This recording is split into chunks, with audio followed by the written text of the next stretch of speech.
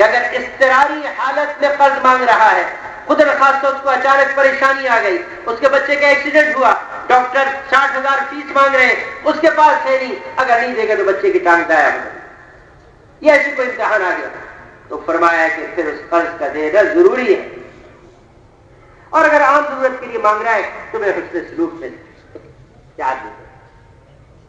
اور تیسرا حق بتایا کہ اگر وہ بیمار ہو جائے تو اس کی عیادت کی جائے، یہ پڑوسی کا حق ہے، حق، بیمار ہو جائے تو اس کی عیادت کی جائے، اور اگر انتقال ہو جائے تو اس کے جنازے میں شرکت کی جائے، جنازے میں شرکت کی جائے، اور اس کو اگر کوئی خوشی ہو تو خوشی میں اس کو مبارکی دی جائے، اس کے ساتھ دیا جائے، اور اس کو کوئی غم ہو تو اس سے تعزیت کی جائے، اس کے غم کو ہلکا کیا جائے، اور کہا آگے جگہ کہ اس کے راز کو راز رکھا جائے، اس کے راز کو فاش رکھا جائے۔ اور پڑوسی کون ہے؟ ایک پڑوسی وہ جس کی دیوار سے دیوار ملی ہوئی، ایک پڑوسی وہ جو اسی کوچے میں، گلی میں، اسی محلے میں کہیں رہتا ہے، اور ایک پڑوسی وہ جس کو قرآن نے بتایا، 3 قسم کے پڑوسی قرآن نے بتائے، تیسرا پڑوسی جو تھوڑی سی دیر کے لیے کہیں صاف ہو گیا، جیسے یہاں اس وقت ہر آدمی دوسرے کا پڑوسی ہے، بس کے اندر دوسرا پڑوسی ہے، ریل کے اندر، جہاز کے اندر، ان کے حقوق بتایا، حقوق کے کس پڑوسی کے کیا حق ہے، تو ہمیں علماء سے پوچھنا پڑے گا، خدا نخواستہ کہیں ٹرین کے اندر کسی پڑوسی کی حق تلفی کر دی، وہ تو اتر کے اپنی منزل پہ چلا گیا، بعد میں خیال آیا تو اب کیسے اس کا حق کو ادا کریں گے، وہ تو چلا گیا۔ اس لیے سفر سے پہلے علماء سے سفر کے مسائل پوچھ کے جائیں، سفر سے پہلے سفر کے مسائل علماء سے پوچھ کے جائیں، پورا ایک باب ہے سفر کے مسائل کا۔ ہم محتاج ہیں قدم قدم پہ علماء کے، محتاج ہیں، سفر کے مسائل پوچھ کے جائیں۔ اب جہاز میں جا رہے ہیں، اب جہاز میں علماء سے پوچھیں کہ سامان زیادہ ہے تو کیا کریں، اگر وہ کھڑا ہوا جو کہتے ہیں اس میں کاؤنٹر پہ کھڑا ہوا ہے، زائد سامان چھوڑ رہا ہے، علماء سے پوچھے کہ شریعت نے اس کو اجازت دی ہے زائد سامان چھوڑنے کی، یہ سب چیزوں کی تفصیل علماء سے پوچھیں۔ السلام علیکم ورحمۃ اللہ وبرکاتہ۔ تمام تبلیغی بیانات کے لیے ہمارے یوٹیوب چینل کو اور فیس بک پیج کو لائک کریں، تبلیغی بیانات آفیشیل آن یوٹیوب، فیس بک۔ جزاکم اللہ۔ دروازے بنائے کہ جس دروازے سے مہمان کو سہولت ہو آ کے کھا لے، اور بعض مرتبہ مہمان کو تلاش کرنے کے لیے حضرت ابراہیم علیہ السلام 2 میل پیدل چلا کرتے تھے کہ مہمان کو تلاش کر کے لاؤں اور مہمان کے ساتھ بیٹھ کے کھانا کھاؤں، کہ ساری زندگی میں مہمان کے بغیر کھانا نہیں کھایا۔ ایک مرتبہ حضور علیہ السلام نے جبریل امین سے پوچھا کہ جبریل، اللہ حضرت نے کس خوبی اور صفت کی وجہ سے حضرت ابراہیم کو اپنا خلیل بنایا، دوست کس خوبی کی وجہ سے ابراہیم کو اپنا خلیل بنایا؟ تو حضرت جبریل علیہ السلام نے فرمایا کہ اللہ حضرت ابراہیم علیہ السلام کو ان کی صفت مہمانی کی وجہ سے اپنا خلیل بنایا۔ اور جو لکھا ہے کتابوں میں کہ حضرت ابراہیم علیہ السلام اپنے مہمانوں کی خدمت اپنے ہاتھ سے کیا کرتے ہیں، اپنے ہاتھ سے کیا کرتے ہیں۔ تمہارا ایک بزرگ اللہ والے ان کے گھر مہمان آئے، اور مہمان بزرگوں کے اللہ والوں کے آیا کرتے ہیں، جس کے دل میں سنت کی محبت ہوگی وہ مہمان نوازی کرے گا۔ جب کھانے سے فارغ ہوئے تو ان کے ایک شاگرد تھے، انہوں نے آگے بڑھ کے کہا دسترخوان سمیٹ کے میں چھاڑ دوں، کہ شاگردوں کو استاد کی خدمت کرنی چاہیے، اور جس دسترخوان پہ 15 20 25 مہمان ہو تو وہ دسترخوان میں کچھ نہ کچھ بچتا ہے، روٹی کے ٹکڑے ہیں، ہڈی ہے، کچھ بوٹی نہیں گلی ہوئی تھی یا خراب تھی وہ چھوڑ دی، تو روٹی کے ذرات، یہ چیزیں۔ تو انہوں نے دسترخوان جھاڑنے لگے، تو استاد نے پوچھا کہ دسترخوان جھاڑنا آتا ہے؟ ان کا حضرت یہ کون سا فن ہے، اٹھا کے جھاڑ دوں گا، اور کہ تبھی تو پوچھ رہے ہوں کہ استاد جی سکھا دیجیے کہ دسترخوان کھولو۔ دسترخوان کھلوایا اور کہتے کہ ان کو ہڈیوں کو ایک طرف کرو اور ان بوٹیوں کو ایک طرف کرو، اور یہ روٹی کے ٹکڑے کوئی کنارے چھوڑ دیتا ہے، کوئی کچی سمجھ کے چھوڑ دیتا ہے، کوئی ویسے ٹکڑا چھوڑ دیتا ہے، ان روٹیوں کو ایک طرف کرو، اور یہ روٹیوں کے جو ذرات، جو روٹی کو لقمہ توڑتے ہوئے روٹی سے ذرے چھڑتے ہیں نا، ان ذرات کو سمیٹ کے ایک طرف کرو، اور کہا دیکھو میرے ان چاروں کا استعمال ہے، کہ یہ ہڈیاں جو ہے میں دروازے کے باہر ایک طرف کو ڈالتا ہوں تو گلی کے کتے کھا لیتے ہیں، اور بوٹیوں کے اس طرف ڈالتا ہوں تو بلیاں کھا لیتی ہیں، اور روٹی کے ٹکڑوں کو میں اس منڈیر پہ دیوار پہ رکھتا ہوں تو کوے، پرندے، جتنی چڑیاں یہ کھا لیتی ہیں، اور یہ روٹی کی جو ذرات ہیں، ذرات میرے صحن میں فلا جگہ چیونٹیوں کا بل ہے، میں وہاں ڈال دیتا ہوں، وہ چوٹیاں جو روٹی کی ذرات کو کھا لیتی ہیں اپنے دلوں میں لے جاتی ہیں، تاکہ رزق کا کوئی حصہ ضائع نہ ہو، رزق کا کوئی حصہ ضائع نہ ہو۔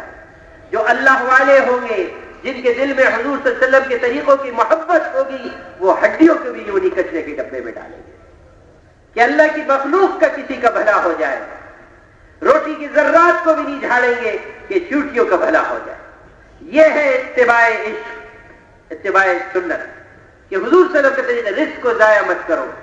تو فوراً ہی حضرت حذیفہ بن یمان رضی اللہ عنہ کا خیال آیا کہ میرے محبوب کا ارشاد ہے کہ کھاتے ہوئے کوئی چیز گر جائے تو اس کو اٹھا کے صاف کر کے کھا لو، مطلب مٹی لگ گئی، تنکے لگ گئے، کوئی اور تو جھاڑ کے کھا لو، صاف کر کے کھا لو، اگر بالکل نجس ہو گئے تو کسی پرندے کو کھلا دو۔ یہ خیال آتے ہی انہوں نے دسترخوان کی طرف ہاتھ بڑھایا اس لقمے کو اٹھانے کے لیے، تو برابر والے نے کونی ماری کہ ارے میاں کیا کر رہے ہو، یہ کسریٰ کا دربار ہے، کسریٰ کا دربار، ان کی یہ بہت معیوب ہے کہ گری ہوئی چیز کو اٹھا کے کھائے، اگر تم ایسا کرو گے تو تمہاری وقت ان کے دلوں سے کمزور ہو جائے گی، کم ہو جائے گی، اور پھر تمہارے مذاکرے کی قوت کم ہو جائے گی۔ شیطان یوں گھما کے لاتا ہے، لیکن وہ تو سچے عاشق اور متبع سنت تھے، وہ کہاں متاثر ہوتے۔ انہوں نے عجیب جواب دیا حذیفہ بن یمان رضی اللہ عنہ کہ ان احمقوں کی وجہ سے اپنے حبیب کی سنت کو چھوڑ دوں، ان احمقوں کی وجہ سے اپنے حبیب کی سنت کو چھوڑ دوں، اور چنانچہ لقمہ اٹھا کے کھا لی۔ اب ہر عمل کے ایک روب تو پڑا ہی کرتا ہے، ہر سنت کا اپنا ایک روب ہے، جس کی زندگی میں سنتیں بھری ہوگی اس کے چہرے پہ بھی ایسا روب ہوگا کہ کوئی نگاہ جما نہیں سکتا، کوئی نگاہ جما نہیں سکتا، اس کی آنکھوں میں آنکھیں ڈال کے بات نہیں کر سکتا، ایسی آنکھوں میں چمک ہوگی متبع سنت۔ چنانچہ اس کے بعد اندر بلایا گیا تو کسریٰ اپنے شاہانہ انداز سے شاہی تخت پہ بیٹھا ہوا اور زمرد اور ہیروں سے جڑا ہوا سونے کا تاج اس کے سر پہ رکھا ہوا، جسے ایک زنجیر نے اٹھائے تو اتنا وزنی تاج سر پہ رکھا نہیں جا سکتا، شاہانہ انداز سے جیسے متکبر بیٹھتے ہیں ایسے بیٹھا۔ ان حضرات کو بلا کے اس کے سامنے کھڑا کر دیا گیا، تو حضرت ربیع بن عامر رضی اللہ تعالی عنہ جو اتباع سنت کی وجہ سے بڑے ماشاءاللہ ہمت اور حوصلے والے اور کسی سے متاثر نہ ہونے والے، انہوں نے کہا کہ جس نبی پر ہم ایمان لائے ہیں اس نبی کی تعلیمات میں یہ بات ملتی ہے کہ جب کسی سے بات کرنے کے لیے جاؤ تو دونوں ایک سطح پر ہوں، کیونکہ کسریٰ تخت پہ بیٹھے ہوئے ہیں تو ہمارے لیے بھی کرسیاں منگائی جائیں، اور اگر کرسیاں نہیں منگائی جا سکتی تو یہ کسریٰ اپنا تخت چھوڑ کے ہمارے سامنے کھڑے ہو تو ہم بات کرتے ہیں، اور اگر یہ نہیں کر سکتے تو ہمیں مذاکرہ کرنے کی کوئی ضرورت ہے، ہم واپس جاتے ہیں۔ کہہ سکتے ہیں کہ بڑے دربار میں ایسے دمنگ بن کے بات وہی کرے گا جس کے دل میں اللہ رب العزت کے احکامات کی عظمت اور حضور صلی اللہ علیہ وسلم کے طریقوں میں کامیابی کا یقین۔ اب بادشاہ نے کہا یہ تو بڑے دربار میں میری بے عزتی کر دی، مجھے رسوا کر دیا۔ جلالی تو تھا، اس نے غصے میں کہا کہ گستاخ ہے، ان مٹی کے ٹوکرے منگاؤ اور ان کے سروں پر رکھ کے دربار سے نکال دو، محل سے نکال دو۔ ایران کی تہذیب میں جب کسی کو رسوا کیا جاتا ہے تو اس کے سر پہ مٹی ڈالی جاتی ہے، جب کسی کو ذلیل کیا جاتا ہے تو اس کے سر پہ مٹی ڈالی جاتی ہے، ان کی تہذیب کے اندر۔ چنانچہ مٹی کے ٹوکرے منگائے، ان کے سروں پہ رکھے چلے جائیں۔ یہ حضرات وہاں سے نکلے اور نکلتے نکلتے کمرے کے اندر مڑ کے کہا کہ سوچ لو تم نے ایران کی مٹی اپنے ہاتھوں سے ہمارے سپرد کر دی، اور یہ قوم توحد پرست تو ہے ہی، جلدی سے کہتے بھی یہ کیا بدفعلی ہو گئی۔ اور اب کس طرح کے جو ہے وہ ماتھا ٹھنکا کہ ہو یہ کیا بدفعلی ہو گئی، یہ کیا ہم نے اپنی مٹی خود اپنے ہاتھوں سے دے دی، اور کہ دوڑو دوڑو ان کو لے کے آؤ۔ وہ پھر کدھر ہاتھ لگے تو یہ جاؤ وہ جا، اور اللہ حضرت نے دکھایا کہ ان ٹوٹی ہوئی تلواروں سے ایران فتح ہوا، اور پھر وہ فرمائیں گے کہ آج کا جو کسریٰ ختم ہوا ہے تو اب قیامت تک کوئی دوسرا کسریٰ پیدا نہیں ہو۔ تو میرے عزیز دوستو بزرگوں، ہمیں عزت ملے گی تو حضور صلی اللہ علیہ وسلم کے طریقوں سے ملے گی، لہذا ہر موقع پہ ہم حضور علیہ السلام کا اتباع کریں گے، ہر موقع پہ اتباع۔ دیکھیں کہ میرے محبوب نے کیا کیا، کس موقع پہ کیا اس دنیا کی چیزوں سے متاثر ہونا، کیا رکھا ہے ان کے اندر، یہ ہے کیا دنیا، اور ہے کتنے دن، ہے کتنے دن۔ انشاءاللہ جتنا ہم ان دنیا کی چیزوں کی نفی کریں گے اور اللہ سے ہونے کو کہیں گے اور حضور صلی اللہ علیہ وسلم کے طریقوں پہ چلیں گے، اتنی ہماری دنیا بھی سنورتی چلی جائے گی اور آخرت بھی سنور جائے گی. اور اصل تو ہے ہی آخرت، اصل ہے ہی آخرت. آپ صلی اللہ علیہ وسلم نے ساری زندگی اپنے صحابہ کو آخرت کی طرف متوجہ کیا. ذرا دنیا میں دل لگتے دیکھتے آپ فوراً آخرت کی طرف متوجہ کرتے. خود بھی اپنا یہی حال اور صحابہ. اپنے عمل سے دکھایا کہ دنیا جی لگانے کے قابل نہیں، اپنے عمل سے. آپ صلی اللہ علیہ وسلم کا بستر جو ہوتا تھا یا تو ساگوان کی چرپائی جو کھجور کے پتوں اور اس سے بنی ہوئی ہوتی تھی، کھردری، اور بغیر بستر کے آپ اس پہ سوتے، یا کاٹ کا بوریا نیچے سوتے. ایک دفعہ انصاری عورت آئی اور آپ کے بستروں دیکھ کے ان کی آنکھوں میں آنسو آ گئے. کیا آپ جب لیٹتے تھے تو آپ کے جسم مبارک میں اس کے نشان پڑ جاتے تھے. اور وہ گھر گئی اور ایک چمڑے کا گدا بنایا، اس میں کھجور کی چھال بھری اور وہ لے کے حضرت عائشہ کی خدمت میں آئی کہ میری طرف سے یہ حضور صلی اللہ علیہ وسلم کی خدمت میں پیش کر دی. وہ چلی گئی. دیکھے چلتا ہوں ایسی دنیا میں حیران کر گئی آخرت کی طرف نگاہ اور آخری کی طرف سے. اصل ہے ہی آخرت، اصل تو ہے ہی آخرت. اور جو عقل مند ہے وہ آخرت کو سامنے رکھ کے چلتا ہے، اور جو کم سمجھ ہے وہ دنیا کو ہی سب کچھ سمجھ لیتا ہے. اسی کو سب کچھ سمجھ کے سیدھی لگا بیٹھتا ہے. حالانکہ یہ تو گزرگاہ ہے، گزرگاہ ہے، یہ چھیڑنے کی جگہ نہیں. گزرگاہ پہ آدمی بقدر ضرورت چیزیں رکھتا ہے. اور بعض مرتبہ اللہ پاک کسی اپنے بندے کے ذریعے لوگوں کو متوجہ کر دیتے ہیں آخرت کی. حضرت بہلول مجذوب رحم اللہ ایک بزرگ تھے. لوگ ان کو دیوانہ پاگل سمجھتے، دیوانے نہیں تھے، وہ بزرگ تھے مجذوب. حضرت بہلول رحمت اللہ علیہ. خلیفہ ہارون رشید کا زمانہ تھا اور ان کے دربار میں ان کا آنا جانا تھا. ہارون رشید بڑے سخت تھے، جلالی، ہر ایک کی اجازت تھی دربار میں آنے کی. لیکن ان کے بارے میں کہا ہوا تھا درباریوں کو، ان کو محافظوں کو، کہ بہلول جس وقت آئے ان کو آنے دیں. ہر وقت کی حاضری کی اجازت تھی. اور ہارون رشید حضرت بہلول سے تھوڑی چھیڑ چھاڑ اور مذاق بھی کرتے رہتے. ایک مرتبہ حضرت بہلول آئے ہارون رشید کے دربار میں تو ہارون رشید کے ہاتھ میں ایک چھڑی اور اپنے مزاج کے مطابق تھوڑے سے چھیڑ چھاڑ مذاق کیا اور کہا بہلول آج میں تمہیں ایک امانت دیتا ہوں اور یہ چھڑی میری تمہارے پاس امانت ہے. تم تلاش کرو کہ دنیا میں جو تمہیں اپنے سے بڑا بے وقوف نظر آئے اس کو میری طرف سے یہ چھڑی تحفے میں دے دینا. تو دوسرے الفاظ میں یہ کہنا چاہ رہے دنیا کے سب سے بڑے بے وقوف تم ہی ہو. چونکہ حضرت بہلول رحم اللہ نے چھڑی لی اور واپس آ گئے. اور اس کے بعد جب دربار میں جانا ہوتا تو چھڑی ہاتھ میں ہوتی تو ہارون رشید پوچھتے کہ بہلول ابھی تک تم نے کسی کو دی نہیں. اور کہ میں تلاش کر رہا ہوں، مجھے اب تک اپنے سے بڑا بیوقوف کوئی ملا نہیں. تلاش کرو، جس دن مل جائے گا اس دن میں آپ کی امانت اس کو پہنچا دوں گا. کچھ دن بعد سنا کہ ہارون رشید بیمار ہے اور بہت سخت طبیعت خراب ہے. چنانچہ حضرت بہلول رحم اللہ، سنت ہے بیمار کی عیادت کرنا، تو عیادت کی نیت سے تشریف لائے اور پہنچے تو دیکھا کہ واقعی ہارون رشید بیمار ہے، بستر پہ ہے. پوچھا ہارون رشید کیا حال ہے؟ کہ کیا پوچھتے ہو، اب تو سفر کی تیاری ہے. کہ کس سفر کی تیاری ہے؟ کہ آخرت کی سفر کی تیاری ہے. تو پوچھا کب تک واپسی ہوگی؟ کہ وہاں سے کسی کی واپسی نہیں ہوتی.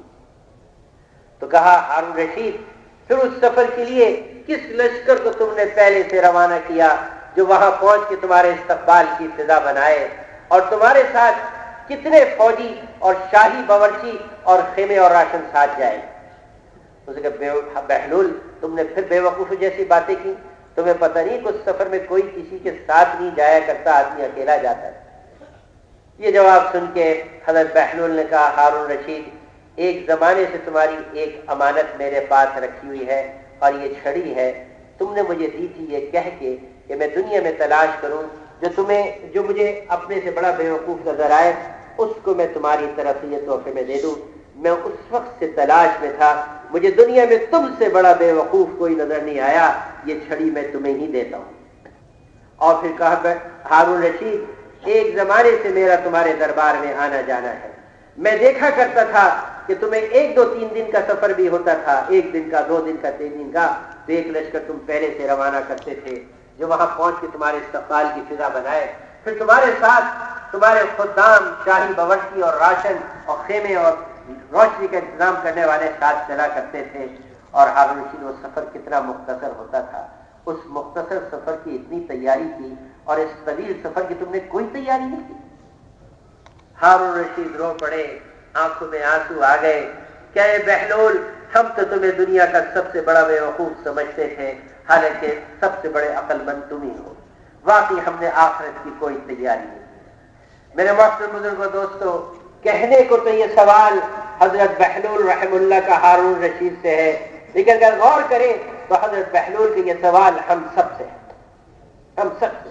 ہم سب اپنے اپنے بارے میں سوچیں کہ ہم نے آخرت کی کیا تیاری اگر نہیں کی ہے تو اسی مجلس میں توبہ کر لیں، کہ اس دنیا کو تو ضرورت کے درجے میں استعمال کریں گے، ہم تو ہر آن ہر گھڑی آخرت کو سامنے رکھ کے اپنی زندگی کی ترتیب بنائیں گے۔ تو اتنے اطمینان سے کھڑے ہو کہ پورے جسم میں سکون آ جائے، یعنی گردن اپنی جگہ جا کے ٹھہر جائے، اب ہاتھ اپنی جگہ نیچے آ کے ٹھہر جائے اور کمر سیدھی ہو جائے۔ اس لیے اس موقع کی کچھ دعائیں بھی سکھائیں کہ نوافل میں سنتوں میں ان دعاؤں کو بھی پڑھیں، حمدن کثیرن طیبا مبارکن فی۔ جب کوئی بندہ پڑھتا ہے تو بہت سارے فرشتے دوڑتے ہیں اس کے ثواب کو لکھنے کے لیے کہ میں لکھ لوں اس کا ثواب، تاکہ قوم پرسکون ہو۔ پھر جب سجدے میں جائیں تو اطمینان سے سجدہ کریں، 5-7 مرتبہ اطمینان سے سجدے کی تصویر۔ پھر جب 2 سجدوں کے بعد قرآن بیٹھے جلسہ، اس میں بھی اطمینان کے ساتھ بیٹھے، اس طرح کے پورے جسم میں سکون آ جائے۔ اس موقع کی بھی دعائیں بتائیں جو نوافل اور سنتوں میں آدمی پڑھے تو یہ جلسہ اطمینان والا بنے۔ ایسے قیام بھی اطمینان کا، کہ نیت باندھے کہ اللہ مجھے دیکھ رہے ہیں یا میں اللہ کو دیکھ رہا ہوں، بیت اللہ کے سامنے کھڑا ہوں، استظہار کرے۔ اور ہمارے حضرت مولانا انعام صاحب رحم اللہ فرمایا کرتے تھے، مسجد میں اتنے پہلے آ جائیں کہ سنتیں پڑھ کے 5 منٹ اس کے مل سکے جس میں آدمی نماز کا استظہار کر سکے کہ میں اللہ کے سامنے کھڑا ہوں۔ جب استظہار کے ساتھ نماز پڑھی جائے گی تو نماز جاندار ہوگی، پھر اس نماز میں کوئی اور ریل نہیں چلے گی، نہ دکان کی، نہ گھر کی، نہ دفتر کی، نہ بازار کی، سب سے کٹ چکا ہوگا۔ اب یہ نیت باندھنے کا یہ ہوگا اور اس کا اللہ ہوگا کہ جب بندہ نیت باندھتا ہے تو اس کے اور اللہ کے درمیان کے سارے پردے ہٹ جاتے ہیں، جب تک کہ وہ کھانسی وغیرہ میں مشغول نہ ہو، اللہ اس کے درمیان کے پردے ہٹ جاتے ہیں۔ ایسی بنی ہوئی سمری ہوئی نماز، اس نماز کے بعد جو مانگو مل جائے۔ صحابہ اپنی حاجتوں کو نماز تک مؤخر رکھتے، صحابہ اپنی حاجت کو نماز تک مؤخر رکھتے کہ نماز کے بعد اللہ سے مانگیں گے اللہ قبول کر لیں گے، کہ نماز کے بعد دعا قبول ہوتی ہے، فرائض کے بعد دعا قبول ہوتی ہے۔ تو صحابہ اپنی حاجتوں کو مؤخر کر دیتے نماز تک کہ نماز پڑھ کے اللہ سے مانگیں گے اور اپنے مسئلوں کو حل کرا لیں گے۔ ایسی بنی ہوئی سمری ہوئی نماز۔ اور فرائض کے بعد سب سے افضل نماز تہجد کہ اللہ کا قرب حاصل ہوتا ہے اس نماز، اللہ کی پہچان ہوتی ہے کہ جب بندہ اچھی طرح وضو کرے، اور وضو کے بارے میں بھی آتا ہے کہ وضو کو سیکھ کے اچھی طرح کرے۔ ایک صحابی رضی اللہ عنہ حضرت عثمان رضی اللہ عنہ کے پاس آئے کہ امیر المومنین ہمیں وضو سکھا دیے جیسے حضور صلی اللہ علیہ وسلم کرتے تھے۔ تو آپ نے وضو کے بارے میں تقریر نہیں کی، بلکہ کہا ایک لوٹے میں پانی لاؤ، پانی منگوایا اور اونچی جگہ پہ بیٹھے اور وضو کر کے دکھایا کہ ایسا وضو تھا حضور صلی اللہ علیہ وسلم کا۔ ہم بھی دیکھیں کہ ہم میں سے کس کا وضو اچھا ہے اور اس سے جا کے ہم وضو کرنا سیکھیں، کہ وضو جو ہے نماز کی کنجی ہے، اگر وضو ناقص ہوا تو نماز بھی ناقص ہوا۔ کہتے بعض مرتبہ امام کو سہو ہوتا ہے مقتدیوں کے ناقص وضو کی وجہ سے، بعض مطلب امام کو سہو ہو جاتا ہے مقتدیوں کے ناقص وضو کی وجہ سے۔ تو وضو تو مومن کا ہتھیار ہے، وضو میں کتنی سنتیں ہیں، کتنے مستحبات ہیں، سب چیزوں کی رعایت کرتے ہیں۔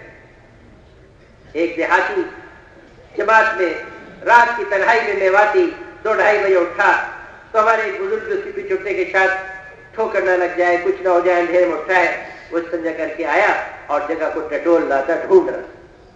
اس نے کہا میاں جی کیا ڈھونڈ رہے ہو؟ کہہ لے کہ میں اونچی جگہ دیکھ رہا ہوں تاکہ اونچی جگہ قبلے کی طرف بیٹھ کے وضو کر سکوں.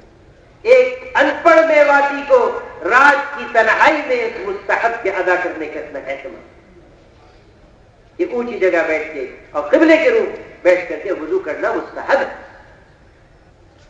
کہ چھیٹے آدمی کے اوپر نہ ایسا وضو. اور جو آدمی اچھی طرح وضو کرتا ہے تو یہ اعضائے وضو جو ہے قیامت میں چاند کی طرح چمکیں گے. اور جب آدمی کلی کرتا ہے تو اس منہ سے جتنے گناہ ہوئے اللہ سب کو معاف کر دے. اس زبان سے جتنے گناہ ہوئے اللہ سب کو معاف کر دے.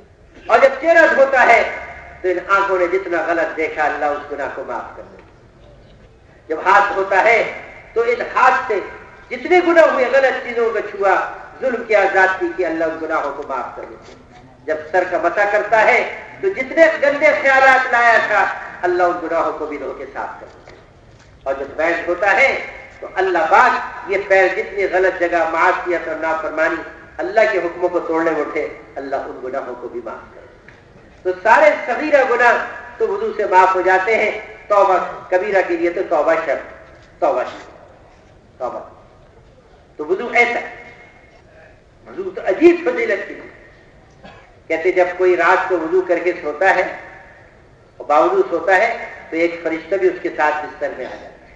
اور جب یہ رات کو کروٹ بدلتا ہے تو فرشتہ کہ اللہ اس کی مغفرت کر دے کہ یہ باوضو سویا ہے. اور دوسری جگہ آتا ہے کہ جب یہ وضو کر کے سوتا ہے تو ایک فرشتہ بھی اس کی بستر پہ آ جاتا ہے. اور جب یہ اٹھتا ہے جو صبح بیدار ہوتا ہے تو فرشتہ کہ اللہ اس کی مغفرت کر دے کہ یہ باوضو سویا ہے. اور وضو کر کے آدمی سوئے اور اس رات کو انتقال ہو جائے تو شہادت کی موت شہادت کی. تو وضو کر کے صحیح نماز پڑھی جائے نماز کو سیکھا جائے. تو تہجد میں جب اچھی طرح آدمی وضو کرے مسواک کرے. حضور صلی اللہ علیہ وسلم کی عادت شریفہ کہ رات کو 3 مرتبہ مسواک کرتے تھے. ایک سونے سے پہلے مسواک کرتے, ایک جب تہجد میں اٹھتے اس وقت مسواک کرتے, تیسرے جب فجر کی نماز کے لیے مسجد میں تشریف لے جاتے اس سے پہلے مسواک کرواتے. اور مسواک کے فضائل کو حاصل کرنے کے لیے آپ صرف اپنے سرہانے مسواک رکھ کے سوتے کہ بعض دفعہ دور رکھنے کے لیے سستی کاہلی ہوتی ہے یا آدمی بھول جاتا ہے. تو جب بندہ رات کو اٹھے اور اچھی طرح سنت اور مستحبات کی رعایت کرتے مسواک کر کے وضو کرے اور پھر نفلوں کی نیت باندھ کر کے قرآن پڑھنا شروع کرے تو ایک فرشتہ آ کے اس کے ہونٹوں سے ہونٹ ملا لیتا ہے, کہتے پڑھ پڑھ, اور جتنا پڑھتا ہے اس کو اپنے اندر جذب کرتا رہتا ہے. تو نماز بنی بھی ہو سنوری بھی ہو اور نکھری بھی ہو. اور میرے محترم دوستو پوری امت ایسی نماز پڑھنے والی ہو جائے اس کی ذمہ داری بھی ہمارے اوپر ہے. اللہ پاک نے ہمیں سارے مسلمانوں اور سارے عالم کے انسانوں کو پورے دین پہ چلنے کے لیے تیار کرنے والا کام دے کے بھیجا ہے. تو ہمارے ذمے ہے کہ پوری امت کو 100% کو نمازی بنائیں. ہماری بستی میں ہماری آبادی میں ہمارے محلوں میں کوئی بے نمازی نہ رہے. ہم ایسی محنت کریں اور اس کے لیے ہم نماز کا جو علم ہے وہ کسی عالم سے مفتی سے سیکھیں. اور ایک نماز ہی نہیں, زندگی کے ہر شعبے کا علم ہم کسی عالم سے مفتی سے سیکھیں. کہ جو چیز سیکھ کے کی جاتی ہے وہ بغیر سیکھے ہوئے عمل سے بہت زیادہ وزنی ہوتی ہے. اور یہ سیکھنا, معلوم کرنا, علم حاصل کرنا اللہ کو اتنا پسند ہے کہ کوئی دین کی بات معلوم کرنے کے لیے اپنے گھر سے کسی عالم کے پاس جائے گا تو ہر قدم پہ فرشتے اعزاز و اکرام کے طور پہ اپنے پروں کو ملیں گے. اور سمندر کی مچھلیاں اور درندے جنگل کے اندر اور چیٹیاں دلوں کے اندر اس کے لیے دعا کرتی ہیں جو علم کو سیکھنے کے لیے جاتے ہیں. اس لیے ہم زندگی کے ہر شعبے کو علماء سے پوچھ کے چلیں. ہر شعبے کس موقع پہ مجھے کیا کرنا چاہیے, اس موقع پہ مجھے کیا کرنا چاہیے. ایک پریشانی آ گئی, مشکل آ گئی, مصیبت آ گئی, اب میں کیا کروں؟ یہ علماء سے پوچھ. حضور علیہ السلام نے ہر موقع کا عمل بتایا, ہر موقع کا عمل بتایا. کہا کہ اگر کوئی کسی مشکل اور پریشانی پہ صبر کر لے تو پھر ایک تو دیکھیں نہیں مجبوری کے نام صبر کیا کرے کہ نہیں, ہمت سے بشاشت سے. اور صبر بھی یعنی 3 چیزوں کے بارے میں فرمایا آتا ہے. ایک تو اللہ کی طاعت کرنے میں جتنی مشکلات آئیں اس میں سب اللہ کی طاعت کریں. اب سردی کا موسم ہے، سخت ٹھنڈی ہے، اور کہتے ہیں پانی یخ ہے، گرم رضائی میں لیٹے ہوئے، فجر کی نماز کا وقت ہو گیا یا تہجد کا وقت ہو گیا، ہمت نہیں پڑ رہی، طبیعت نہیں چاہ رہی. اب جو لپک کے کھڑا ہوگا اور اس سردی کو جو برداشت کرے گا، ٹھنڈے پانی کے وضو کو جو برداشت کرے گا، اب اس عبادت کو جو پورا کرے گا، اس پہ جو مشقت آئے گی اس پہ صبر کرے. ذکر کرنے کو جی نہیں چاہ رہا، طبیعت نہیں چاہ رہی، تلاوت پہ طبیعت آمادہ نہیں ہو رہی، نفس مان نہیں رہا. اب نفس پہ جو جبر کر کے معمولات کو پورا کرے گا، اس پہ صبر کرنا پڑے گا، برداشت کرنا پڑے گا. اس کو برداشت. جتنی بھی طاعت کی چیزیں ہیں اللہ پاک کی، اللہ کی طاعت کی چیزیں ہیں، اس کے پورا کرنے میں جو ناگواریاں آئے، مشقت آئے، اس پہ جو برداشت. سال کے لیے نکلے، 7 مہینے کے لیے نکلے، اب طبیعت نہیں چاہ رہی، گھر والے بھی راضی نہیں ہو رہے، گھر کے مسائل، کاروبار کے مسائل، بہت سارے مسائل. اب ان سب ناگواریوں کو برداشت کر لے. نہیں، اللہ کا حکم ہے، اللہ کے راستے میں نکلوں گا. اب اس طاعت کے کرنے میں جتنی مشکلات آئیں اس میں سب. پیچھے خبریں آتی رہی، یوں ہو گیا، بچہ بیمار ہو گیا، بچہ اسپتال میں ہے، بعض جگہ یہ بھی خراب سے خبر آتی ہے بچے کا انتقال ہو گیا. آدمی جمع رہا کہ نہیں اللہ کے راستے میں ہوں، جو اللہ کی طرف حال آنا تھا وہ تو آ گیا. ایسے ہے معصیت سے بچنے پہ صبر. معصیت اب جذبات ہیں، عمر کا تقاضا ہے، نگاہ بھڑک رہی ہے، طبیعت مچل رہی ہے کہ دیکھ لو، لیکن اللہ کا حکم ہے کہ ایمان والو نگاہ کو نیچا کرو. اب نگاہ کو نیچا کرے گا تو نفس پہ چھریاں چلے گی. اس کو جو برداشت کر جائے کہ نہیں دیکھنا. اب میوزک کی آواز آ رہی ہے، طبیعت مچل رہی ہے، کان عادی ہے، لیکن اللہ کا حکم کہ نہیں سننا میوزک کی آواز کو، نہیں سننا نامحرم کی آواز کو لذت سے. اب یہ گھٹ رہا ہے، اس گھٹن پہ جو برداشت کرے گا یہ ہے. اور کوئی اللہ کی نافرمانی کرنے پہ طبیعت مچل رہی ہے، اللہ کے حکم توڑنے پہ طبیعت مچل رہی ہے، اور پورے جذبات ہیں، پورے مواقع ہیں، سارے حالات ہیں، لیکن اللہ کا حکم سمجھ کے پیچھے آدمی ہٹ جاتا ہے. اب اس پہ ایک پریشانی، ایک کیفیت آتی ہے گھٹن کی، جو اس گھٹن کو برداشت کرے. اور تیسرا فرمایا اللہ کو امتحان میں مبتلا کر دے، آزمائش میں مبتلا کر دے. اچانک جوان بچے کا حادثہ ہو گیا، انتقال ہو گیا. اب طبیعت کا کیا حالت ہے؟ اللہ کا حکم سمجھ گیا، اللہ کی یہی مزید آدمی پی گیا اور گلا شکوا نہیں کیا، رونا پیٹنا نہیں کیا. ایک فطری طور پہ آنسوؤں کا آ جانا یہ تو طبعی چیز ہے، یہ تو حضور صلی اللہ علیہ وسلم کے بھی آئے، حضور صلی اللہ علیہ وسلم کے بھی آئے. حضرت زینب حضرت صلی اللہ علیہ وسلم کی پرسابزادی ہیں، ان کے نومولود بچے بیمار ہو گئے اور ان پہ طبیعت خراب، رضا کا عالم پیغام دیا، ابا جان آ کے بچے کو دیکھ لیجیے. آپ نے دیکھا اور دیکھا کہ بچے میں نزا کا عالم ہے. آپ آنکھوں سے آنسو آ گئے تو صحابہ کے یا رسول اللہ آپ بھی روتے ہیں؟ کہا یہ رونا تو اس رحمت کا حصہ ہے جو اللہ نے بندوں کے دل میں ڈالی. ہاں، گلا شکوا اور شکایت کہ بے وقتی موت، اور کہتے ہیں یہ جو جملے بولتے ہیں یہ اللہ بنا. تو اللہ نے امتحان ڈالا، بے روزگاری آ گئی، کاروبار میں نقصان آ گیا، اس پہ جمع ہوا ہے کہ اللہ کے حکم پورا کرتا رہو، کوئی گلا شکوا نہیں. آزمائش امتحان میں صبر سے اس کے فضائل. یوں ارشاد فرمایا کہ جنت میں ایک محل ہے جسے نہ کسی زنجیر نے تھاما ہوا ہے، نہ کسی ستون پہ کھڑا ہوا ہے، اور وہ فضا میں معلق ہے، فضا میں معلق جیسے بادل ہوتے ہیں. اور یہ محل اتنا خوبصورت ہے کہ باہر سے دیکھو تو اندر کا نظر آ جائے اور اندر سے دیکھو تو باہر کا نظر آ جائے. پوچھنے والے نے پوچھا کہ جس کو محل ملے گا اس پہ جائے گا کیسے؟ کیا نہیں دیکھا کہ پرندہ کیسے اڑ کے درخت پہ چلا جاتا ہے اور اڑ کے کیسے نیچے آ جاتا ہے؟ جس کو محل ملے گا وہ ایسے اڑ کے اس پہ چلا جائے گا اور پھر نیچے آ جائے گا. پوچھا گیا کہ یہ محل ملے گا کسے؟ فرمایا کہ صبر کرنے والوں کو ملے گا، صابرین کو ملے گا. کن چیزوں پہ صبر؟ کیا ان چیزوں پہ، طاعت سے، معصیت سے بچنے پہ، اور امتحان میں اللہ مبتلا کرے اس پہ. تو اب کوئی پریشانی آ گئی، علماء کے پاس جائیں گے کہ اب کیا کریں، اب کیا کریں؟ کیونکہ صبر کا وقت تو وہ پریشانی ہے، وقت کے ساتھ ساتھ تو سب کو ہی آ جاتی ہے، وقت کے ساتھ ساتھ تو سب کو آ جاتی ہے. گھر میں خدا نخواستہ کسی گھر کے فرد کا انتقال ہو جائے تو صدمہ ہوتا ہے، 1-2 سال کے بعد سب بھول جایا کرتے ہیں. لیکن اس موقع پہ صبر کرنا کہ نہیں اللہ نے یہ حال بھیجا ہے، میں اللہ کی طرف اس پہ.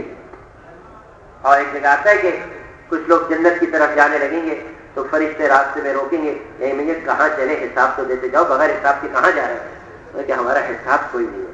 کہ تم کون ہو کہ تمہارا حساب نہیں ہے؟ کہ ہم صبر کرنے والوں میں سے تھے. کہیں گے ہاں ہاں جاؤ، صابرین بغیر حساب کتاب کے جنت میں جائیں گے.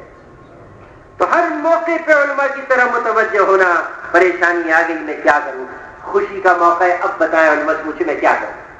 یہ دو موقع ہیں جس پہ آدمی پھسلتا ہے، غم یا خوشی. غم یا خوشی، ان دونوں میں پھسلتا ہے. خوشی میں بھی بغاوت پہ اتر آتا ہے، پیسے کا اسراف کرے گا، غیر شرعی چیزیں کرے گا، اللہ کے حکموں کو توڑے گا. اب بچے کی شادی ہے، خوشی کا موقع ہے، اب علماء کے پاس جائیں، پوچھے کہ شریعت مطہرہ نے شادی کا کیا طریقہ بتایا تاکہ میں اپنے خواہشات کے مطابق بچے کی شادی نہ کروں، اللہ کا حکم سمجھ. کاروبار کرنا ہے، اب علماء کے پاس جائیں کہ فلاں کاروبار کر رہا ہوں، اللہ کا کیا حکم اور دوسروں کے اس میں کیا طریقہ ہے. ملازمت میں بھی علماء سے پوچھیں کہ کیسی ملازمت کروں، کیسی ملازمت کروں. علماء بتائیں گے کہ کن کن چیزوں کی رعایت کر کے ملازمت کریں. ہر موقع پہ ہم محتاج ہیں علماء کے، ہر موقع پہ محتاج ہیں. مکان بنوانا ہے، علماء سے پوچھیں کہ شریعت نے کیسے مکان کی اجازت دی ہے. یعنی کہ زمین میری، پیسہ میرا، جیسے جی چاہے بنا لیں. کیا کہا شریعت نے؟ مکان ایسا بناؤ کہ اپنی دیوار کو اتنا اونچا مت کرو کہ پڑوسی کی ہوا رہ جائے. ایسا مکان نہ بناؤ کہ تمہارے مکان سے اس کے گھر کی بے پردگی ہو. پڑوس میں میرے لوگ رہتے ہیں، ان کے کیا حقوق ہے؟ میں علماء سے پوچھوں کہ شریعت سے پڑوسیوں کے کیا کیا حق بتائیں، ان کے ساتھ کیسے رہوں. کہ حدیث پاک میں 6 بڑے حق پڑوسیوں کے بتائے گئے. حق وہ ہے کہ ادا نہ کیا جائے تو صاحب حق قیامت میں اپنے حق کا مطالبہ کرے گا، اور اللہ پاک بھی معاف نہیں کریں گے جب تک کہ صاحب حق نہ معاف کرے. یہ ارشاد فرمایا جس کا مفہوم یہ ہے کہ 6 بڑے حقوں میں سے ایک حق یہ ہے کہ پڑوسی کی کوئی احتیاج آئے تو اس کی احتیاج کو پورا کیا. اس کو کوئی ضرورت آ گئی ہے، بھوکا ہے، اس کو کھانا چاہیے، کھلایا جائے. کوئی ایسی پریشانی آ گئی اس کو دور کیے. یہ پڑوسی کا حق ہے. دوسرا فرمایا کہ اگر پڑوسی قرض مانگے تو اس کو قرض دیا جائے. قرض مانگے تو اس کو قرض دیا جائے. اور انہوں نے فرمایا کہ اگر اضطراری حالت میں قرض مانگ رہا ہے، خدا نخواستہ اس کو اچانک پریشانی آ گئی، اس کے بچے کا ایکسیڈنٹ ہوا، ڈاکٹر 60,000 فیس مانگ رہے ہیں، اس کے پاس ہے نہیں، اگر نہیں دے گا تو بچے کی ٹانگ دایا ہو جائے. قرض مانگے تو اس کو قرض دیا جائے. اور انہوں نے فرمایا کہ اگر اضطراری حالت میں قرض مانگ رہا ہے، خدا نخواستہ اس کو اچانک پریشانی آ گئی، اس کے بچے کا ایکسیڈنٹ ہوا، ڈاکٹر 60,000 فیس مانگ رہے ہیں، اس کے پاس ہے نہیں، اگر نہیں دے گا تو بچے کی ٹانگ دایا ہو جائے. یہ ایسی کوئی امتحان آ گیا تو فرمایا کہ پھر اس قرض کا دینا ضروری ہے. اور اگر عام ضرورت کے لیے مانگ رہا ہے تو میں حسن سلوک میں کیا دوں. اور تیسرا حق بتایا کہ اگر وہ بیمار ہو جائے تو اس کی عیادت کی جائے. یہ پڑوسی کا حق ہے. حق بیمار ہو جائے تو اس کی عیادت کی جائے، اور اگر انتقال ہو جائے تو اس کے جنازے میں شرکت کی جائے. جنازے میں شرکت کی جائے. اور اس کو اگر کوئی خوشی ہو تو خوشی میں اس کو مبارکی دی جائے، اس کے ساتھ دیا جائے، اور اس کو کوئی غم ہو تو اس سے تعزیت کی جائے، اس کے غم کو ہلکا کیا جائے. اور کہا آگے جگہ کہ اس کے راز کو راز رکھا جائے، اس کے راز کو فاش رکھا جائے. اور پڑوسی کون ہے؟ ایک پڑوسی وہ جس کی دیوار سے دیوار ملی ہوئی، ایک پڑوسی وہ جو اسی کوچے میں، گلی میں، اسی محلے میں کہیں رہتا ہے، اور ایک پڑوسی وہ جس کو قرآن نے بتایا. 3 قسم کے پڑوسی قرآن نے بتائے. تیسرا پڑوسی جو تھوڑی سی دیر کے لیے کہیں صاف ہو گیا. جیسے یہاں اس وقت ہر آدمی دوسرے کا پڑوسی ہے. بس کے اندر دوسرا پڑوسی ہے، ریل کے اندر، جہاز کے اندر. ان کے حقوق بتایا، حقوق کی کس پڑوسی کے کیا حق ہے. تو ہمیں علماء سے پوچھنا پڑے گا. خدا نخواستہ کہیں ٹرین کے اندر کسی پڑوسی کی حق تلفی کر دی، وہ تو اتر کے اپنی منزل پہ چلا گیا، بعد میں خیال آیا تو اب کیسے اس کا حق کو ادا کریں گے، وہ تو چلا گیا. اس لیے سفر سے پہلے علماء سے سفر کے مسائل پوچھ کے جائیں. سفر سے پہلے سفر کے مسائل علماء سے پوچھ کے جائیں. پورا ایک باب ہے سفر کے مسائل کا. ہم محتاج ہیں قدم قدم پہ علماء کے، محتاج ہیں. سفر کے مسائل پوچھے جائیں. اب جہاز میں جا رہے ہیں، اب جہاز میں علماء سے پوچھیں کہ سامان زیادہ ہے تو کیا کریں. اگر وہ کھڑا ہوا، جو کہتے ہیں اس میں کاؤنٹر پہ کھڑا ہوا ہے، زائد سامان چھوڑ رہا ہے، علماء سے پوچھے کہ شریعت نے اس کو اجازت دی ہے زائد سامان چھوڑنے کی. یہ سب چیزوں کی تفصیل علماء سے پوچھیں. کیونکہ ہمیں تبلیغ والوں کے سفر بہت پیش آتے ہیں، لہٰذا ہم علماء سے سفر کے سارے مسائل پوچھ کے چلیں، سارے مسائل. ایک اللہ والے سفر پہ جا رہے تھے، ریل میں جب جانے لگے تو اسٹیشن پہ جا کے جب سامان تلتے وہاں چلے گئے. سامان کچھ زائد محسوس ہو رہا تھا تو سامان تلوانے لگے تو ایک گارڈ جو ٹرین لے کے وہ آ گیا. اس نے کہا حضرت آپ کہاں جا رہے ہیں؟ کہ یہ فلاں شہر جا رہا ہوں. حضرت میں ٹرین لے کے جا رہا ہوں، آپ سے کوئی نہیں پوچھے گا، آپ سامان لے چلیے سر. انہوں نے کہا کہ آپ کہاں تک جا رہا ہوں؟ بس نے کہا میں سکھر تک جا رہا ہوں. لیکن مجھے تو لاہور جانا ہے. کہ وہاں جو گارڈ بیٹھے گا وہ میرے ہی دوست ہے، میں اس سے کہہ دوں گا، وہ آپ کو کوئی نہیں پوچھے گا. انہوں نے کہا وہ کہاں تک جائیں گے؟ ان کے لاہور تک. تو انہوں نے کہا مجھے تو اور بھی آگے جانا ہے. کہاں جانا ہے؟ کہ آخرت میں. وہاں کون جواب دے گا؟ کیونکہ علم تھا مسائل کا کہ بھئی زائد سامان ہو تو اس کا زائد پیسے دینے چاہیے. یہ نہیں کہ اجتماعی سامان ہے، اجتماعی سامان ہے تو اجتماعی پیسے ادا کریں. تو ہر موقع پہ علماء سے پوچھ پوچھ کے چلیں گے، پوچھ کے چلیں. راستے میں سفر میں کہیں پڑاؤ ڈالنا ہے، اس کے کیا مسائل ہیں وہ علماء سے پوچھیں. رات میں سفر میں رات آ گئی، اب رات میں کیسے حضور صلی اللہ علیہ وسلم سوتے تھے، کیا طریقہ تھا کہ فجر کی نماز قضا نہ ہو، یہ علماء سے پوچھیں. تو دین کی ہر بات کو پوچھ پوچھ کے چلیں. اور اللہ رب العزت جو ہمارے پیدا کرنے والے، ہمارے پالنے والے، ہماری ضرورتوں کو پورا کرنے والے، ان کی یاد ہمارے دل میں بس جائے، رچ جائے. ہر وقت دھیان ہو تو اللہ ہی کا ہو، خیال ہو تو اللہ ہی کا ہو، یاد بھی کرے تو اللہ ہی کو کرے، یاد بھی کرے تو اللہ ہی کو کرے. ہر آن ہر گھڑی کام بھی کر رہے تو ہاتھ کام میں لگے ہوئے ہیں، دل اللہ کی یاد میں لگا. یہ کیفیت ہماری بن جائے کہ ہاتھ کام میں لگے ہوئے ہو، دل اللہ کی یاد میں لگا ہو، زبان سے اللہ کا آدمی ذکر کر رہا ہو. یہ کیفیت حاصل ہو جائے. اس کے لیے ابتدائی طور پہ کہا جاتا ہے کہ 3 تسبیح صبح شام اہتمام سے وقت مقرر کر کے کرنا. یہ ابتدا ہے، انتہا نہیں. ابتدا ہے، ابتدا کہ کم از کم 3 تسبیحات جو مسنون ہیں، ایک تسبیح سویم کلمے کی، ایک درود شریف کے استغفار کی، وقت مقرر کر کے توجہ اور دھیان کے ساتھ. میرے عزیز دوستو بزرگوں، ذکر سے مقصود اللہ کا دھیان ہے. وہ اس وقت حاصل ہوگا جب یکسوئی سے کیا جائے. چلتے پھرتے کرنے سے دھیان نہیں حاصل ہوتا، ثواب مل جائے، ثواب. ایک ذاکر ہے اللہ والے، وہ گلے میں چلتے پھرتے تسبیحات پورے کرنے والوں کا دھیان بھی چلتا پھرتا ہی ہوتا ہے، یکسوئی نہیں ہوتی انہیں. اور بڑے تجربے فرما رہے ہیں کہ اگر ہو سکے تو جگہ بھی متعین کر لو، اس کی بھی تاثیر ہوتی. ایک جگہ بیٹھ کے یکسوئی سے روزانہ ذکر کی، وقت مقرر کر کے کیا جائے. جو وقت مقرر کر کے ذکر کرتا ہے، جب وہ وقت آتا ہے تو اللہ حضرت کو اپنے بندے کا انتظار ہوتا ہے کہ اگر بندہ میری یاد کے لیے بیٹھے گا. اور ایک جگہ آتے جو وقت آدمی ذکر اور اپنے معمولات کے لیے مقرر کر لے، جب وہ وقت آتا ہے تو اللہ پاک آسمان کے فرشتوں سے کہتے ہیں کہ میرے بندے کے عمل کے آنے کا وقت آ گیا، آسمان کے دروازے کھول دو. اگر وقت مقرر کر کے کریں گے تو روزانہ وقت مقرر کر کے توجہ اور دھیان سے اللہ کا سویا کلمہ پڑھے تو اللہ کی عظمت اور بڑائی سے دل بھرا ہوا، اور اللہ کے غیر کی نفی دل کے اندر اتری بھی ہو کہ اللہ ہی کرتے، اللہ کے غیر سے کچھ نہیں ہوتا. جی لگانے کے قابل اللہ پاک کی ذات ہے، اس سے استدار کے ساتھ کہ اللہ پاک کی ذات بے عیب ہے اور بے کھوٹ، پاک ہے وہ ذات. ساری تعریفیں اللہ ہی کے لیے ہے اور وہ سب سے بڑا ہے، وہ سب سے بڑا ہے. اور توبہ کرتے استغفار کرتے وقت آدمی میں نرمی، ندامت ہو، شرمندگی ہو، ندامت ہو، شرمندگی ہو، اور جو ہو گیا اس پہ ندامت کے ساتھ پکی معافی کی، اللہ معاف کر دے، اللہ معاف کر دے. اور دوسری چیز فوراً اس کو چھوڑ دے اس گناہ کو. اور تیسری چیز آئندہ نہ کرنے کا کہ اللہ اب نہیں کروں گا، اے اللہ اب نہیں کروں گا، اے اللہ اب نہیں کروں گا. ایک توبہ، ایک استغفار. استغفار کہتے ہیں کسی غلطی ندامت اور شرمندگی سے اللہ سے معافی مانگنا، اور توبہ میں ایک شرط ہے کہ آئندہ نہیں کروں گا، آئندہ نہیں کروں گا، اللہ اب نہیں کروں گا۔ اور جب یوں کہہ کے استغفار کر لے تو اللہ پاک فرماتے ہیں کہ توبہ کرنے والا ایسا ہے جیسے اس نے گناہ کیا ہی نہیں، جیسے گناہ کیا ہی نہیں۔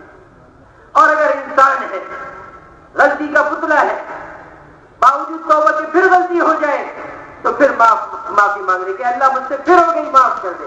اللہ فرشتوں کے سامنے فخر کرتے ہیں، کہتے دیکھ لو اس بندے کو یقین ہے کہ میں یہ معاف کرنے والا ہوں، اس کی نہیں سمجھ، اللہ پھر معاف کر دیتے۔ دن میں 100 مرتبہ بھی غلطی کر کے توبہ کرو تو اللہ پھر بھی معاف کر دے، کیونکہ اللہ کی صفت ہے معاف کرنا، اور اس کے خزانوں میں معافی ختم نہیں ہوتی کبھی۔ اسے صبح شام استغفار کرنا، اور اللہ حضور صلی اللہ علیہ وسلم کے احسانات کو سامنے رکھ کے محبت بھرے انداز میں درود شریف پڑھنا کہ بندہ ایک دفعہ حضور صلی اللہ علیہ وسلم پہ درود پڑھے، اللہ کی 10 رحمتیں نازل ہوں۔ اور جو سب سے زیادہ حضور صلی اللہ علیہ وسلم پہ درود پڑے گا قیامت میں وہ حضور صلی اللہ علیہ وسلم کے سب سے زیادہ قریب ہوگا، سب سے زیادہ قریب۔ درود شریف ایسا عمل اللہ نے مسائل کا حل رکھا درود شریف کی کثرت کے اندر، اس لیے کم از کم 100 صبح شام، یہ کم از کم 3 تسبیحات ہیں۔ اللہ جس کو ہمت دے دے تو پھر اس سے آگے یہ کرے، اور قرآن کی تلاوت۔ افضل ذکر قرآن ہے، 24 گھنٹے میں کم از کم 1 پارہ تو ضرور پڑھ لیں۔ حفاظ تو زیادہ پڑھیں، 2 یا 3 سپارے، عام آدمی 1 سپارے کی کوشش کرے، شروع میں چاہے 5 سپارے سے شروع کر دیں، چند مہینے میں عادت پڑ جائے، پھر آدھا سپارہ کر دیں، پھر 5 کر دیں، پھر 1 کر دیں۔ اس لیے کہ حضور صلی اللہ علیہ وسلم کی امتی کے شان کے خلاف یہ بات ہے تو اس پہ کوئی دن ایسا گزر جائے کہ اس نے قرآن نہ پڑھا ہو۔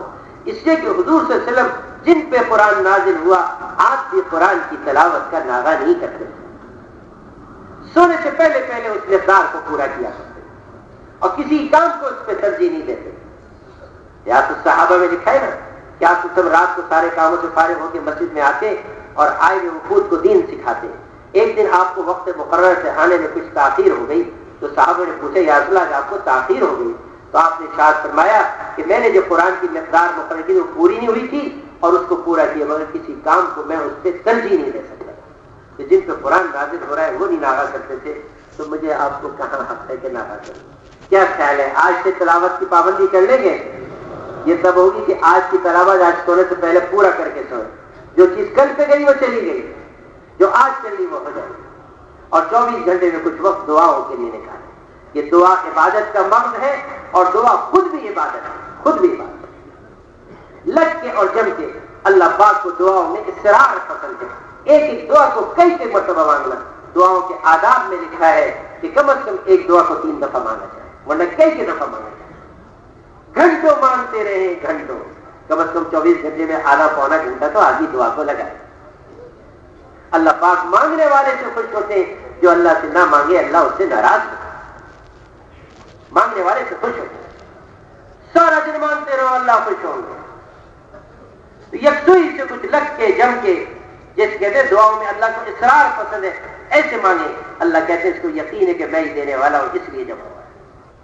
اور ساری کی ساری مخلوق جو اللہ کی عیال ہے، جو اس پہ رحم کھائے گا اللہ اس پہ رحم کھائے گا۔ اللہ کو اپنی مخلوق سے بڑی محبت، بڑی محبت۔ وہ کہتے ہیں کہ جو دنیا والوں پہ رحم کرتا ہے آسمان والے اس پہ رحم کرتے ہیں۔ کہتے تم دنیا والوں کے عیبوں پہ پردہ رکھو گے تو کل قیامت میں تمہارے عیبوں پہ پردہ رکھوں گا، اور جو دنیا والے کے پردوں پر راج کرے گا تو اللہ اس کو بڑے مجمع میں ذلیل کرے اور آخرت میں ہم لوگوں کے رازوں کی حفاظت کریں، لوگوں کے عیوب پہ پردہ ڈالیں، چھپائیں، ہم لوگ مسلمانوں کو رسوا نہ کریں، اگر کسی سے کمی ہے تو اس کو سمجھائیں۔ حضرت عمر رضی اللہ عنہ نے کسی کے بارے میں پوچھا کہ فلاں کہ جی وہ تو شراب پینے لگے، ایسا ویسا، آپ نے کاغذ پینسل منگایا اور ان کو ترغیب کا خط لکھا، فضائل سنائے، اللہ کی رحمت کی امیدیں دلائی، اور پھر کچھ اللہ کے خوف سے ڈرایا، اور پھر کہا دیکھو تمہارے بھائی سے اگر کوئی ایسی چیز ہو جائے تو اسے یوں رسوا نہ کرو، یوں بدنام نہ کرو، اس کو شیطان کے سپرد نہ کرو، بلکہ اس کے لیے دعا کرو، اور پھر صحابہ سے ان کے لیے دعا کرو۔ جب ان کے پاس تک پہنچا تو ان کا امیر المومنین نے مجھے اللہ کی رحمت کی امید دلائی ہے اور اللہ کے خوف سے ڈرایا ہے اور اپنے ساری غلطیوں سے توبہ کر کے ساری زندگی فرمانبردار کرنی ہے۔ تو اگر کسی بھائی سے کوئی غلطی ہو رہی ہے، چاہے کتنی بڑی غلطی ہو رہی ہے، تب اس کو چھپائیں بھی اور اس سے محبت بھی کریں اور اس کے لیے دعا کریں۔ یہ اللہ کی مخلوق ہے، اس پہ رحم ہے۔ سے اللہ پاک کہتے ہیں نا کہ کسی سے غلطی ہو تو ندامت ہو اور وہ معافی مانگے کہ مجھے معاف کر دو، تو اللہ پاک کہتے ہیں جو اس کو معاف کر دے گا، اللہ پاک کہتے ہیں اس دن میں اس کو معاف کروں گا جس دن اس کو معافی کی ضرورت ہو۔ اور کس کو ضرورت نہیں ہے کہ آخرت میں اللہ سے معافی کرے؟ کہ دنیا والوں کے معاف کرنے سے معاف کر دے گا کہ جاؤ میں نے معاف کیا، تو اللہ پاک اس دن اس کو معاف کرے جس دن اس کو معافی کی ضرورت ہوگی۔ اور معاف بھی کر کے پھر کہتے معاف کر کے ایسے ہو جاؤ جیسے کچھ کیا ہی نہیں تھا، معاف بھی کر دیا پھر ٹیڑے ٹیڑے ہی چل رہے۔ اللہ پاک تو ایسا معاف کرتے ہیں کہ اس گناہ کا نشان بھی باقی نہیں رہتا۔ زمین کے جس حصے پہ گناہ کیا ہو، معافی مانگنے والے کے زمین کے اس حصے کو بھی بھلا دیتے ہیں۔ جسم کے جس اعضاء سے گناہ کیا ہو، اللہ اس کو بھی بھلا دیتے ہیں۔ فرشتے جنہوں نے اس گناہ کو لکھا، توبہ کے بعد اللہ ان فرشتوں کو بھی اس گناہ کو بھلا دیتے ہیں اور ایسا معاف کرتے ہیں کہ اس گناہ کا نشان بھی باقی نہیں رہتا، بلکہ اور شفقت فرماتے ہیں کہ اس گناہ کے بدلے میں نیکی دے دیتے ہیں، نیکی دے دیتے ہیں۔ ہم بھی اللہ کی صفت کو اپنائیں، اللہ کی صفت کو کہ لوگوں کو معاف کریں۔ دیکھیں غلطی سب سے ہوتی ہے، کوئی دنیا میں ایسا نہیں جس سے غلطی نہ ہو، بڑے بڑوں سے بھی ہو سکتی ہے۔ سب کمزور ہیں، سب کمزور ہیں۔ ہم امت کو معاف کرنا سیکھیں اور دلوں کو سب کی طرف سے صاف کرنا سیکھیں کہ اللہ کی مخلوق سے محبت کریں۔ حضور علیہ السلام نے ارشاد فرمایا، میری امت کے ابدال جنتی ہوتے ہیں، ابدال نماز اور روزے کی کثرت سے نہیں بنیں گے بلکہ اپنے صفت سخاوت اور دل کی صفائی کی وجہ سے بنیں گے۔ دل کی صفائی کہ دل پھر صاف کرنے اس کی طرف سے کوئی اس کے لیے دل میں میل نہ، یہ ہے کمال۔ ہے تو مشکل لیکن مشکل پہ تو ملا کرتا ہے۔ اب دوسرے کے فرمایا کہ جو میرے بندوں کے معافی مانگنے پہ معاف نہیں کرے اور اڑا رہے کہ نہیں معاف کروں گا، تو اللہ پاک کہتے ہیں میں اس دن اس کو معاف نہیں کروں گا جس دن اس کو معافی کی ضرورت ہوگی۔ یہ اللہ کی مخلوق پہ رحم ہے کہ ہم انہیں معاف کریں، ان کے اندر وہ محنت کرے کہ ان کے اندر ندامت ہو اور توبہ پہ آ جائے۔ اور اس پر ضرورت ہے کہ پوری امت سے ہم توبہ کریں، پوری امت سے وہ محنت کرے جس سے آدمی کو اپنی غلطی کا احساس ہو اور نادم ہو اور توبہ کرے۔ توبہ کرنے والا ایسا جیسے اس نے گناہ کیا ہے۔ تو اللہ کی مخلوق پہ رحم کریں، اللہ کی مخلوق پہ شفقت کریں، بھلائی کا معاملہ کریں، ہر ایک کے ساتھ بھلائی خیر خواہی، اپنے ماتحتوں پہ رحم، اپنے ماتحتوں پہ شفقت، اپنے ماتحتوں کے ساتھ اچھا برتاؤ۔ آپ صلی اللہ علیہ وسلم دنیا سے تشریف لے جا رہے ہیں اور جاتے جاتے امت کہہ رہے ہیں کہ نماز اور ماتحتوں کے حقوق، نماز اور غلاموں کے حقوق۔ چلتے وقت آدمی اہم بات کی وصیت کرتا ہے، کسی معمولی چیز کی نہیں کیا کرتا۔ غلاموں کے حقوق، اب علماء فرماتے ہیں غلام تو نہیں ہے، سارے ماتحت جو ہے اس حکم کے اندر۔ اب جتنے ہمارے ماتحت ہیں، چاہے فیکٹری میں، کارخانے میں، دکان میں، دفتر میں، گھر میں، ان کے ساتھ نرمی کا، شفقت کا برتاؤ۔ آپ علیہ السلام ارشاد فرما رہے ہیں تمہارا خادم تمہارے لیے کھانا پکا کے لائے تو تھوڑا سا اس میں سے نہیں، اس کو اپنے ساتھ بیٹھ کے کھلاؤ، تو اس نے آگ سے کھڑے ہو کے پکایا۔ اگر یہ نہیں کر سکتے تو کچھ تھوڑا سا اس میں اس کو دے ہی دو کہ اس نے آگ سے کھڑے ہو کے پکایا۔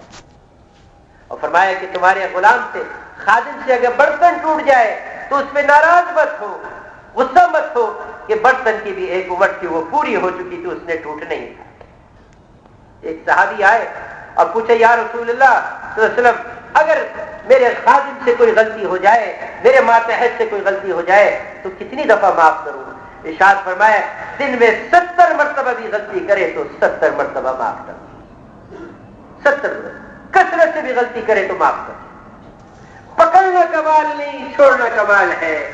پکڑنا تو دنیا والوں کی صفت، چھوڑنا اللہ اور اس کے رسول کی صفت، ان کی صفت۔ پکڑنا کوئی کمال نہیں ہے، بدلہ لینا کوئی کمال نہیں۔ کہ جو تم سے توڑو اس سے جوڑو، اور جو تمہیں محروم کرے اس کو عطا کرو، اور جو ظلم کرے اس کو معاف کرو. یہ حکم ہے ہمیں. تو جو تم سے توڑے تعلقات کو تم اس سے جوڑو. یہ مت کہو کہ نہیں غلطی تو اسی کی ہے، اس کی غلطی ہے، پھر بھی اس کے آگے جھک جاؤ. اپنی غلطی ہو تو جھکنا ہی پڑتا ہے. یہ اللہ کی مخلوق ہے، جو اس پہ رحم کرے گا اللہ اس پہ رحم کرے گا. جو توڑے اس سے جوڑو، جو روکے اس کو عطا کرو، اور جو ظلم کرے اس کو معاف کرو. اس کو معاف کرو. معاف کرنا اللہ کی صفت، معاف کرنا اللہ کی صفت. حضور صلی اللہ علیہ وسلم نے ساری زندگی معاف کیا، ساری زندگی معاف کی، کسی سے بدلہ نہیں چاہا.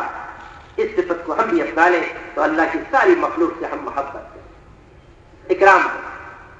علماء کی عزت، ادب، قدر، ان کا اکرام، چھوٹوں کی شفقت، بڑوں کی عزت، سب کی عزت، اور سارے کام اللہ کو راضی کرنے کے جذبے سے کہ اللہ پاک پاک صاف ہے، اسی عمل کو قبول کرتے ہیں جو اللہ کے لیے کیا جائے. ملاوٹ والا عمل اللہ کو پسند نہیں. ہم کسی سے عمل کرنے کے بعد یہ نہیں نہ چاہیں کہ ہمیں جزاک اللہ کرے، یہ شکریہ کرے. ہم کسی سے کوئی بدلہ نہ چاہیں، خالص اللہ کے لیے عمل کو رکھیں. بڑا یہ نفس دشمن ہے، ہیلے بہانوں سے چاہتا ہے کہ اظہار ہو جائے، ہیلے بہانوں سے چاہتا ہے کہ اظہار ہو جائے. اور اس عمل کی حفاظت مرتے دم تک کرنی پڑتی ہے. وقت ہی نہیں ہے کہ 2 دن 3 دن 4 دن سب کر لی، مرتے دم تک کرنی پڑتی ہے. شیطان دشمن آخر 30 سال بعد یہ حملہ کر دیتا ہے. ایک مسجد بنائی کسی کو پتہ نہیں، اسپتال بنایا کسی کو پتہ نہیں، مسافر خانہ بتایا کسی کو پتہ نہیں کس نے بنایا، چھپائے رکھا. 30 سال بعد اپنے محبت کرنے والے چاہنے والوں کے ساتھ گزر رہے ہیں، اور شیطان 30 سال بعد یہ زبان دے آتا ہے اللہ نے بندے کو ذریعہ بنایا ہے، کرا دیا اظہار. چھپا کے اپنے عمل کو لے جائیں. بڑے ہیلے بہانوں سے شیطان ضائع کراتا ہے. ہر عمل کے کرنے کے بجائے اللہ کو راضی کرنا ہو، کسی کو خوش کرنا، کسی سے تعریف کروانا، کسی سے بدلا. یہ جو کسی کے ساتھ احسان کر کے وہ نہ کرے جو ناراض ہوتے ہیں، یہ کیوں ہوتے ناراض؟ کہ اس سے بدلا چاہ رہے تھے کہ یہ بھی میرے ساتھ ہے، میں نے ساری زندگی کے ساتھ یوں کیا اور اس نے میرے ساتھ یوں کیا. یہ ناراضگی ہوتی تب ہے جب اللہ کے لیے نہیں ہوتا ہے. جو اللہ کے لیے میں نے تو اللہ کے لیے کیا تھا، اب یہ جو چاہے میرے ساتھ برتاؤ کرے. میں نے تمہارے ساتھ اتنا احسان کیا، تمہارے پر یہ کیا اور تم نے میرے ساتھ نہیں کیا. یہ تو اللہ کے لیے کیا تھا، یہ اس سے اس لیے چاہتا کہ وہ بھی کرے میرے ساتھ. میرے بھائی دوستوں، بڑا نازک مرحلہ ہوتا ہے یہ اخلاص کا. بہت خوب خوب کے قدم رکھنا پڑتا ہے کہ عمل اللہ ہی کے لیے رہے، کسی کے لیے نہ ہو. ہم اللہ کے لیے کر کے بھول جائیں، چاہے وہ ہمارے ساتھ کچھ بھی کرتا ہے، ہم اللہ کے لیے کر کے بھول جائیں. اس دل کو بڑا وسیع کریں اللہ کے لیے. اور میرے مقصد دوستو، پوری انسانیت کے اندر اللہ کے احکامات زندہ ہو جائیں. اور جس مقصد کے لیے اللہ پاک نے انسان کو بنایا، اپنی طاعت اور فرما برداری عبادت کے لیے، یہ ساری انسانیت اللہ کی عبادت کرنے والی بن جائے. اس انسان کی پیدائش کا مقصد اللہ کی عبادت، اس انسان کی پیدائش کا مقصد اللہ کی عبادت. انسان اور جن کو اللہ نے اپنی عبادت کے لیے پیدا کیا، تو ساری دنیا کے انسان، چاہے وہ کسی مذہب کے ہو، کسی قوم کے ہو، کسی ملک کے ہو، کسی زبان کے ہو، کسی نسل کے ہو، وہ سب اللہ کے ماننے والے بن جائیں. یہ ہماری ذمہ داری ہے.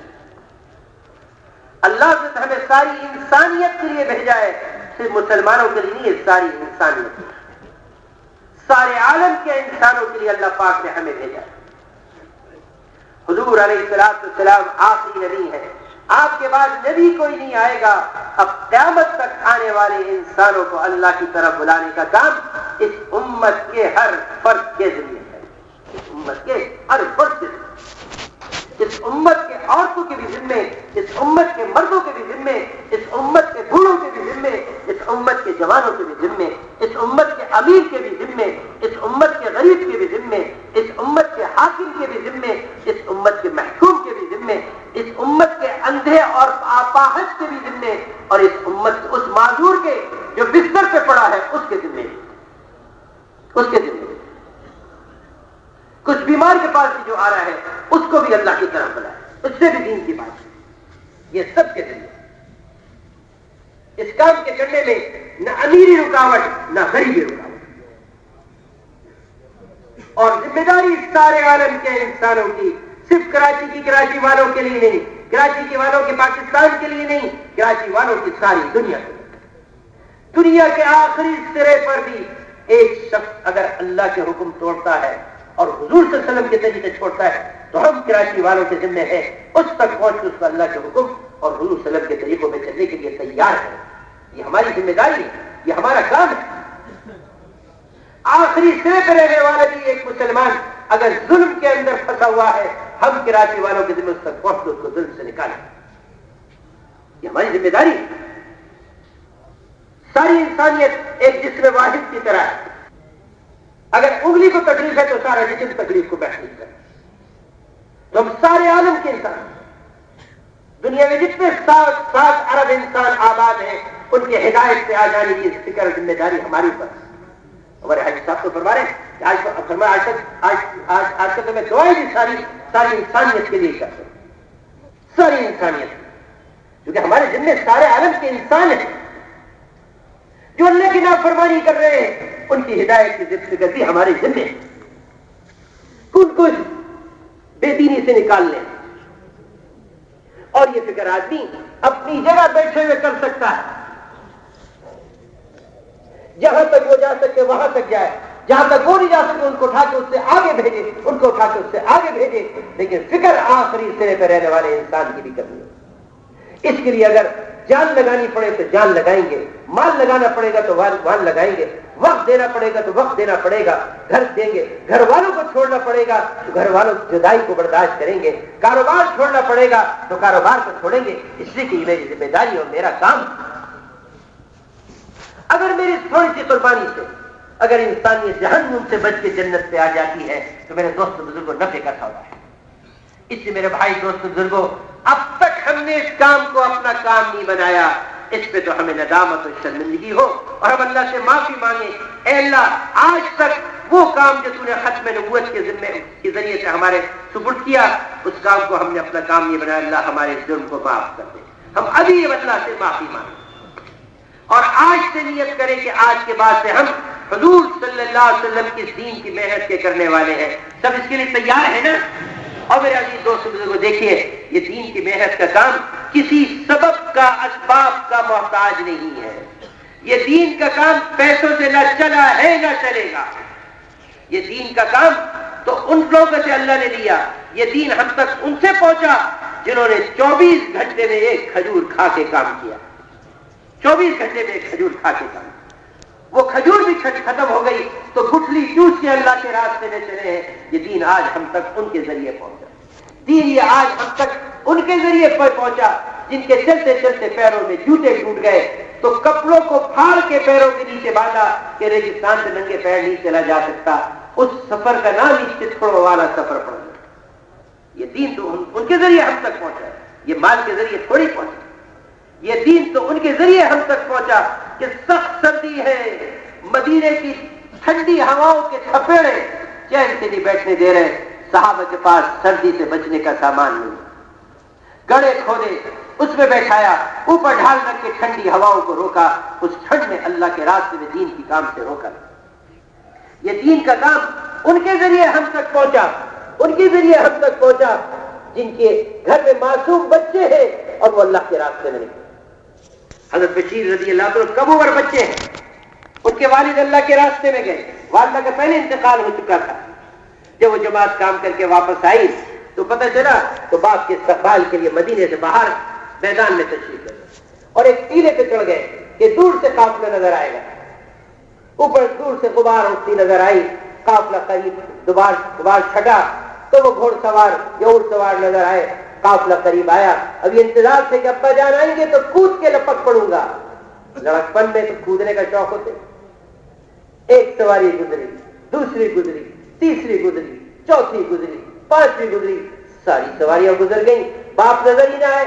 کود کے آگے بڑھے اور رسول اللہ کے سامنے آگے کھڑے ہو گئے. پورے واقعے کو مفہوم کرو کہ یا رسول اللہ مجھے اپنے ابا جان نظر نہیں آ رہے. آپ نے چہرے مبارک کو ایک دائیں طرف کر لیا، پھر لپک کے ادھر آئے، ابا جان نہیں نظر آئے، آپ نے چہرے کو اس طرف کر لیا، پھر سامنے آ گئے. حضور صلی اللہ علیہ وسلم آبیدہ ہے، کافی تو شہید ہو گئے.